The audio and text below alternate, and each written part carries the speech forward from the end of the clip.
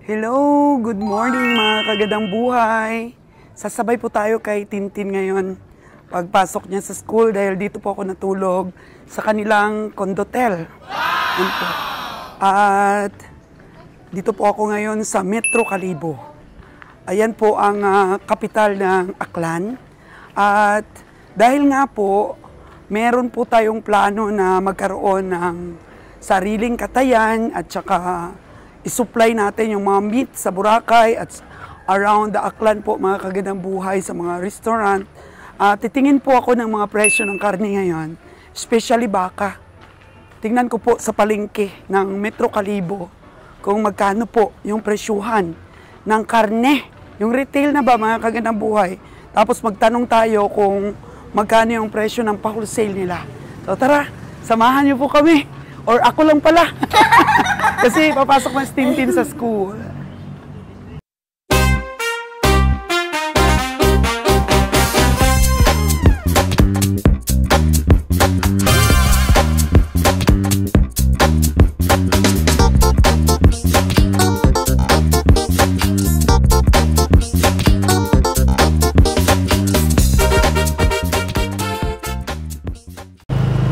Ayan po, nakasakay na kami ng tricycle ni Tintin. Papunta ako ng wheat market, si Tintin naman sa kanyang school. Ito po yung transportation namin dito sa Kalibo, tricycle. Magkano yung pamasahe papunta sa school? 15. So, 15 pesos po around the Kalibo ang pamasahe. Ito, malapit na po tayo sa palengke mga kagandang buhay.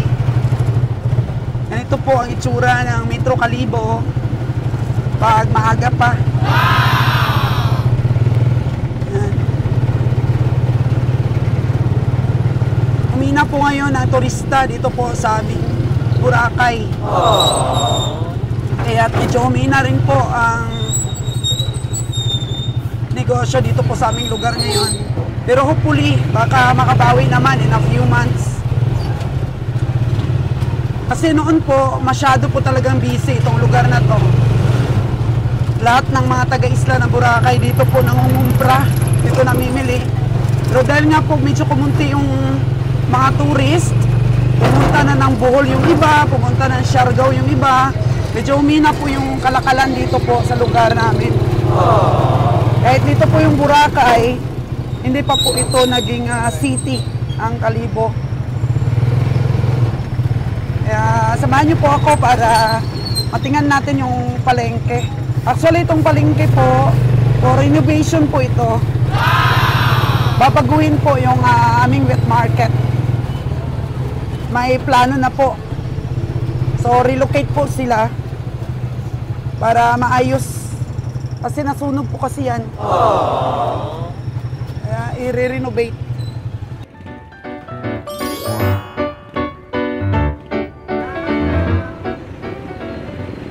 So, ito po yung entrance ng ating wet market.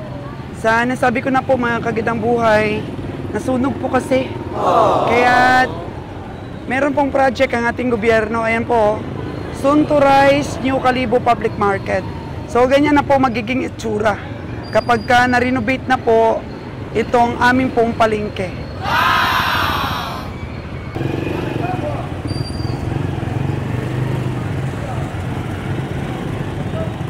Pasok na po tayo sa loob. Para ma-explore po natin yung mga presyo po, mga kagandang buhay.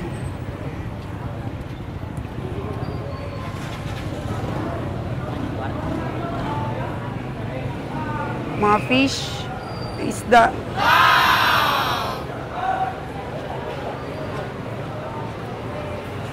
Pagpasok po natin, ito po kagad yung gulayan.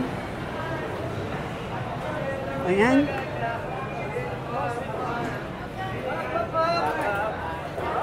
So, may mga itlugan po dito banda. Ayan si Dudong, oh.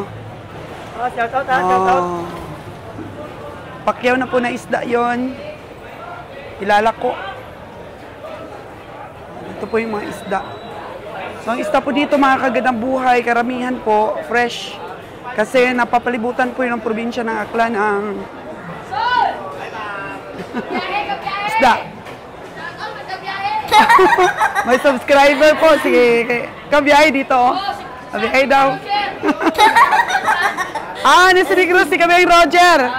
Oh. Ayan. Ano ang ano nyo? Ano ang isda mo ngayon? Tamban. Tamban, magkano kilo? 80. 80 lang, ano? Saan galing? Tapos kani sa YouTube.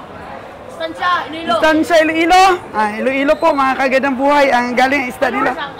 Followers yan lang. Good morning! Yes, taga Boracay. Tingnan natin kung magkano presyo ng ano ba, mga karning baboy at baka. So, ayan po mga kagandang buhay. Binati kagad po tayo ng ating subscriber. So, magkano naman kayong tilapia? Magkano tilapia mo dong? 100 ngayon ang kilo? 100 po ang kilo mga kagandang buhay. Oh. Fresh from the farm. Merong sulig. Dalagang bukid. Magkano dalagang bukid na pula? 140. And then ito naman yung blue na ano, sulig oh. Pareho presyo. 40 din. Daming pulgi naman dito sa Aklan, mga kagandang buhay oh. Proud to be Aklanon po. Bangos, magkano bangos? 180. 180? 180 po mga kagandang buhay oh. Yung yellow pin. Magkano yung yellow pin? Ano? 220. 220? Opo. Palagay mo mura yung isda dito sa atin? Mura pa. Mura na yan? Maraming huli. Maraming huli. Walang pressure, ma'am. Ngayon, mura na ba ngayon presyo? Mahal pa rin. Mahal ngayon dahil may low pressure. Mahal pa rin. Okay. Hello po, mga kagandang buhay. Naku, ang dami nating subscriber dito, mga kagandang buhay, oh. Marami palang nanonood sa ating mga vlogs. Ay, ito, kaibigan ko to. Oh, tingnan mo. Mga pilo Aklanon po natin, mga negosyante po, mga kagandang buhay. Dito po, kaibigan po natin ito, matagal na. Kausapin natin yung kaibigan natin, mga kagandang buhay. Matagal na po siya sa pagbabaka. Matagal na po siyang butcher, mga kagandang buhay. Kausapin mo natin siya. Pugay pa rin po, mga kagandang buhay. Siguro, nagkakilala kami nito mga 20 years ago. 2 dekada na, no? 2 dekada na po kami magkakilala. Ito po si Kuya Tuti. Kamusta po, Kuya Tuti? For almost 20 years. Mayadman.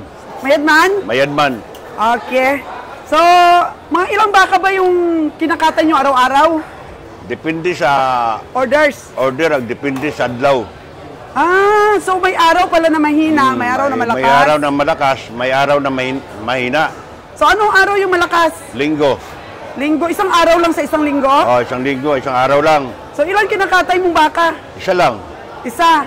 So sa mga Lunes hanggang Sabado? Isa lang rin. Isa pa lang rin araw-araw? Isa lang araw-araw. So, magkano ngayon ang bitahan ng karkas? Yung laman ng baka, 370, 380. Oo. Pero yung buto-buto na ribs, 280. Ang layo naman. 280 to 50. Ang layo naman ng buto-buto. Mas mura. Ganyan talaga yung presyoan dito. So yung mga special cut sa Boracay napupunta? Oo. Ayan, may mga Malagi suki. rin yung Boracay dito pumupunta, bumibili. Marami, may higit 100, 150 kilos. Yun. Pero anong malimit na ino-order ng taga Boracay? Anong parte ng baka? Kalabaw lang. Kalabaw? Kalabaw. Kalabaw kumakatay ka rin? So ibig sabihin ano ito? Kalabaw baka? Baka. Baka ngayon. So ang in-order sa'yo ng Boracay, kalabaw? Kalabaw. Oo. So ano? Puro laman lang? In-order Laman, nila? tsaka ribs. Magkano ang presyo ng kalabaw ngayon? 360. Sa retail? Mas mura pa sa wholesale. Nagbibigay kayong discount? Magkano naman sa discount? Depende sa kilo niya. Kung marami. Marami. So, pwedeng less 20, less 10 lang. Minsan 350. 50 pesos pag marami talaga. Ayan. So, sa bawat katay ba ninyo, okay naman? May tubo or may nakita or sakto lang? Minsan may talo, minsan may panalo. Mahirap ngayon yung paninda, walang tao-tao. Nasa school lahat yung pira. Sa school nga talaga ngayon lahat Yung ang pera. pira ay nasa school lahat. Tinitipid nila yung bilihin parang makabili sila ng pagkain Ayan. na makaya nila sa isang araw. Oo nga. Eh, pag nabili yan, paano yung eskwelahan pag 4 yung estudyante, hindi mo mababayaran? So, cross-cutting talaga ngayon ang pagbili ng karne. Oh, eh, bili ng 1/4, kalating kilo. Makaraos lang isang araw. Sabaw lang. Kabaw lang, tsaka gulay. Wala na. Oh, saan naman po ang source nyo ng karne? Saan kayo kumukuha ng mga kinakatay nyo? Doon, malayo. So kayo nag-i-estimate? Anong klase? Kinikilo nyo, ini-estimate? O ano? Estimate lang. Mata-mata lang. So, sumatsamba rin ba sa estimate o minsan kulang rin sa kilo? May tsamba, mayroon mang panalo, mayroong talo pag tsamba. Kung nakatsamba, panalo. So, may mga instances ba na nangyari na sumablay yung estimate mo? Oo. May talo rin. Minsan makakita ka lang isang araw, 1,000, wala na. Eh, kulang pa yung pagkain ng mga tauhan mo. Pero minsan may tsamba rin. May tsamba rin. So, ganun talaga ang negosyo. May tsamba, may lugi, may kita. Parang sabo yung may talo, may panalo eh. Pero siyempre sa sabong, walang kasiguruhan. Wala. O, dito sa, sa pagkakarne, dito medyo sureball. May kaunti lang tubo. Oh. Pero siguro, break even or konti ang tubo. Pero wala rin naman siguro luging-lugi. Kaunti lang tubo. At least sa kakaraos, Minsan pag hindi naubos yung karne, mag-re-ice kami. Oo. Kinabukasan na ibibenta. Oh, at least naka-re-ice. Oo, mahirap pag hindi makare-ice, patalo na nga, talo pa rin. Babaho ang karne. Dami namin dito. Oo. Dami nga ninyo dito, oh. Ano pang mabili dito? Baboy talagang karne o Baboy, baka, kalabaw lang. 3 lang. Kambing, Ala? Magkano No. kilo ng kambing nito, karkas? 450. Yung karne na. Karne na. Oo. Saan ka kumukuha? Minsan may binibinta rito. Minsan wala. So, gusto mo ba supplyan kita? Yung amo ko, palagi yan. Nagkakatay lang pag may order. Sige, sana kayo siya. Mago na. Sige po, kakausapin natin yung amo niya. So, sabi po ni Kuya Tuto, minsan po may order ng Boracay, minsan wala. Tapos ngayon matumal, gawa ng opening of the class. And then, yung bumibili lamang po sa kanila, may mga restaurant. Yun po nag-wholesale sa kanila. Baboy. isda. Isda. Mayaman po talaga kami dito sa isda, mga kagandang buhay, oh. Yellowfin. Nako, ang laki. Magandang buhay po. Hello po. Yan. Morning. Ito po, puro baboy yung kinakatay nila, eh. Magkano naman ngayon ang retail ng baboy? Depende sa cut ng baboy. Merong sa pork chop, 320. Sa limpo, 340. Sa pigi, 330. Yung ribs, ito yung ribs na baboy, 320. Sa bawat katay ba ninyo, may mga orders ng Boracay? Yes, ma'am. Oo. Nagmamalaki ng Nabara. So sa Nabara po ito? Yes, ma'am. Nako, ang Nabara, malakas kami kumuha ng inyong tosino at saka longganisa. Regular longganisa. Meron frozen entrada kami, marami. Mga longganisa, slice, putlong. May mga mahilig sa maanghang. Sa Nabara pala po ito, hindi mo Yes. ba alam na nakaka 1.5 packs ako sa isang buwan sa inyo? Galing. Sa Soltida? Kaya bumili kayo ng Nabara, ha? Sikat po ang Nabara dito, food products po. Dito sa lugar namin. And then ito palang na-interview ko, meat shop pala po ito ng Nabara. So, may mga meat shop kayo in any Yes, ma'am. location? Meron marami. Meron din sa yung mga baka, baboy. Saka merong tindang longganisa din sa may station. May sa Katiklan di kayo? Meron po. Meron sa may Crossing Banga, shopping, Opo. sa may Banga, meron din kami doon. Alam mo ba, nakikita ko yung mga purchaser ninyo doon sa Negros, sa Bata. Oo. Nagkikita-kita Biyahe, kami doon biyahe. lagi. Tuloy-tuloy pa ba ang pamili nila? Yes, ma'am. Yes, ma'am. Yes, ito po yung Nabara, mga kaganaboy. Ito po yung isa sa pinakamalaking meat shop po dito sa Aklan. So meron po silang food processing at sikat na sikat hanggang Luzon. Yes, ma'am. FDA approved po. Oo. FDA approved. Grabe, yung delivery ninyo. Yes po. Oo. Kaya purchase kayo, purchase. Oo.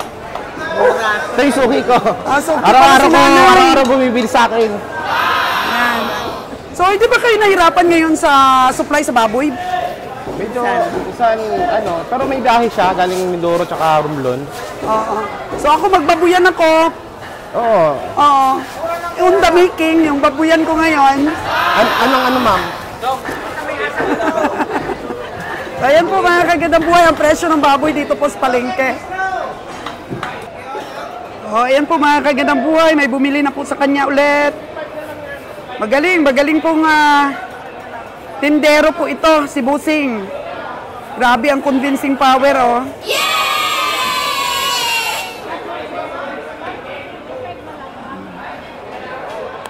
Diba? Paa. Oh, paa po yung kanyang binibili. Chachap na ni boss. Magkano nga po ang kilo ng paa, boss? Yung sa paa, sa Suzuki, medyo mababa, 260 lang. 260. Yung ano namin, retail price. Retail price 270 po, mga kagandang buhay. Oh. Sa isang baboy, boss, mga magkano naman ang tubo mo? Sa dahol na ba? Kita. Maabot din ng mga 5,000? Oo, ay sobra naman. Maabot na kaniyan. Ibenta ko mga nasa 20 pag maubos. Ilan magkano? 20,000 pag maubos. Yung isa baboy? Oo. 20,000 daw po ang benta niya. Sa isang baboy. Magkano na po ngayon ang live weight? Sa labas kasi 180. 180. Mindoro. Mindoro. Pero dito sa atin ngayon, Sure, 220 yata. 220 dito. Kaya mas marami kayong kinukuha sa Mindoro? Oo, mas marami. Bakit kayo mas mura doon sa Mindoro ang kilo? Mas mura yung dun feeds. Mas mura ang feeds. 180 lang versus 220 po dito. So ayan, ang benta niya po sa isang baboy, 20,000. Yung kumikilo ba sa live weight yung isang baboy, boss? 80 pataas yan. 80 pataas. Sa live weight po, mga kagandang buhay. Maganda po ang kita nila dahil medyo mura po ang kuha nila sa Mindoro.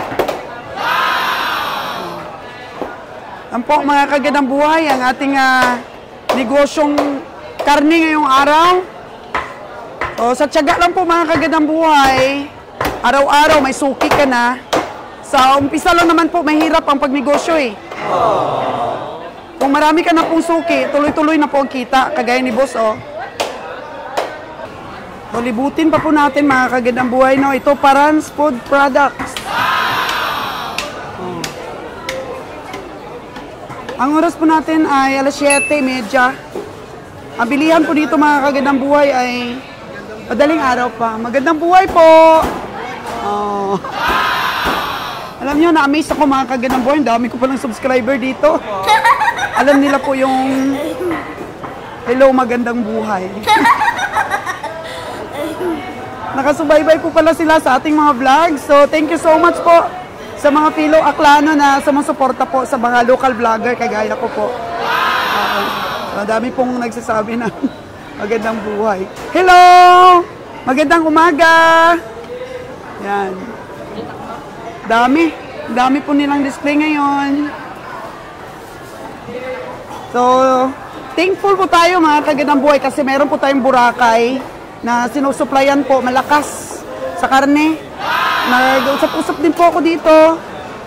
At yun po, pagkatay pa lang po nila ng baboy, may mga cuts na po sila na para po sa Boracay, mga orders po sa resort.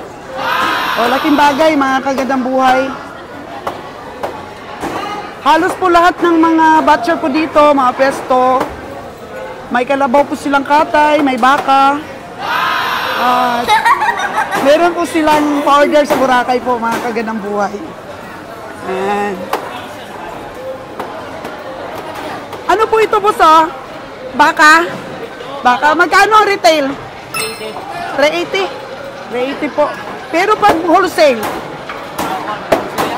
What wholesale? Walang wholesale kahit sa Boracay? 380 talaga?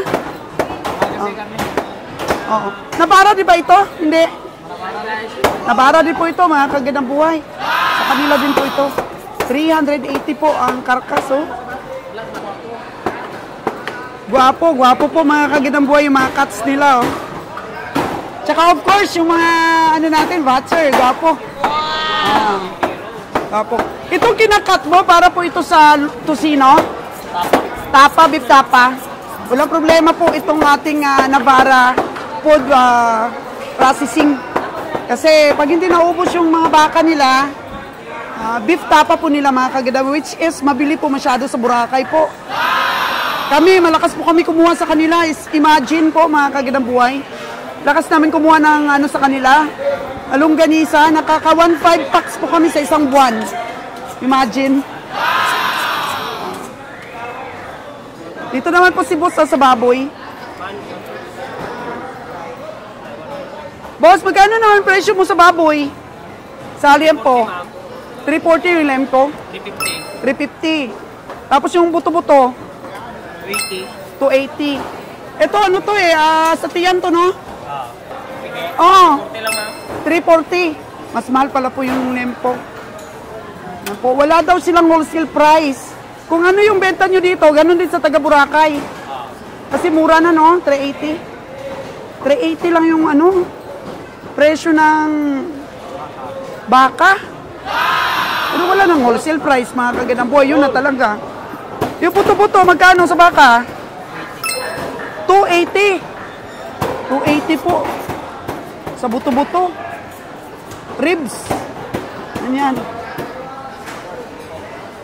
Yun po ang presyuhan po dito sa Aklan. Si Dodong, Dong, nakakailang katay kasi isang araw, Dong? Isa lang. Isa lang? Ano specialty mo, baboy? Baboy. Baka, kalabaw. So isang kalabaw, isang baka, isang baboy. So, nagde-deliver kayo sa Boracay? Hindi, dito lang? Sa mga restaurant? Yan, ganun din ang presyo mo sa kanila. 380 din itong, ano ito, baka ito? Kalabaw. Kalabaw, magkano presyo ng kalabaw? 60 to 380. 350. 350 po ang kalabaw. Medyo parang konti lang diferensya sa baka, no? Ayan po, mga negosyante natin.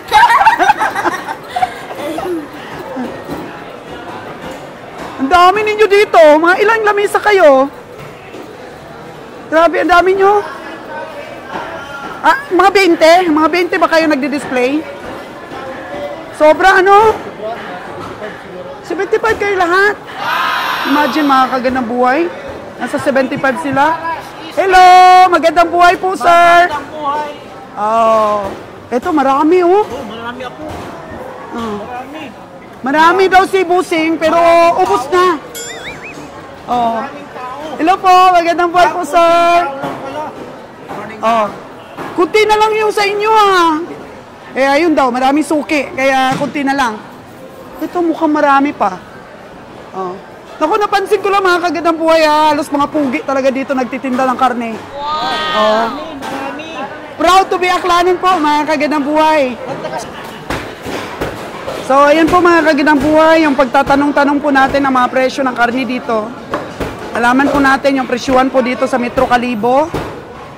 Yung dami po ng mga kinakatay nila. Baboy, baka, kalabaw. Minsan po may kambing, pero by orders. By orders lang po pagkatay ng kambing nila dito. So, wala ko nakita pong katay ngayon. Ito po yung mga balat, ginagawang chicharon. Panit, baboy. Ginagawang chicharon. Or ano ba yan? Paris.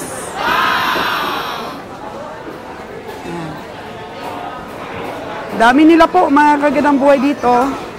Pero minsan po nakaka-apekto daw sa kanilang binta yung mga talipapa. Yung mga katay po sa mga talipapa. Kasi minsan daw mas malaki pa o mas marami pa po yung katay ng mga talipapa po kontra dito sa pwesto. Kaya pasuki-suki lang daw po mga kagandang buhay. Itong kanila pong hanap buhay. Kaya napakalaking bagay po yung suki, no, mga kagandang buhay. Kaya dapat po, pag meron tayong suki, alagaan natin. Lalo na po yung mga good payer. Minsan po kasi sa sa suki-suki na yan, nasusulot din ng iba. Kasi siyempre, yung presyo. Kaya dapat po talaga alagaan natin yung mga suki natin. Aware po tayo dun sa mga presyo-presyuhan na hinahabol din ng iba. Dapat pa-maintain po natin yung mga suki natin. So, ayun po mga kagandang buhay ang ating pag-feature na ating pong palengke tour for today. Hello po. So, subukan din po natin mga kagandang buhay na makapag-feature po sa mga talipapa naman po. Magkano din po ang presyuhan sa talipapa? Kung saan po ba tayo makamura? Palengke po ba o mga talipapa? Sa mga wholesale ba? So, thank you so much! Mga kagandang buhay, thank you! O, palabas na po tayo sa palengke.